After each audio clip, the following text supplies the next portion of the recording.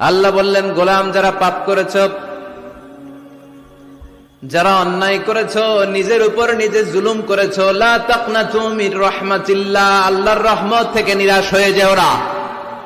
লা তাইআসু মির রাউহিল্লাহ, আল্লাহর রহমত থেকে নিরাশ হবে না। ইন্নাহু লা ইয়াইআসু মির রাউহিল্লাহি ইল্লাল কওমুল কাফিরুন, কাফের মুশরিক ছাড়া কেউ আল্লাহর রহমত থেকে নিরাশ হয় না।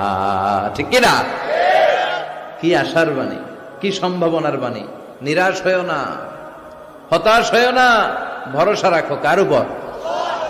আপনি কত পাপ করেছেন, কত নামাজ ছাড়ছেন, আপনি কত মিথ্যা বলছেন, কত জুলুম করছেন, কত ওজনে কম দিয়েছেন, কত সুদ খেয়েছেন, কত ঘুষ খেয়েছেন।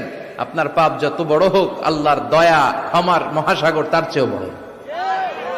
আপনার পাপ আর অন্যায় যদি হয় বিলের পানির সমান, খালের পানির সমান, আল্লাহর দয়া হলো সাগরের পানির সমান।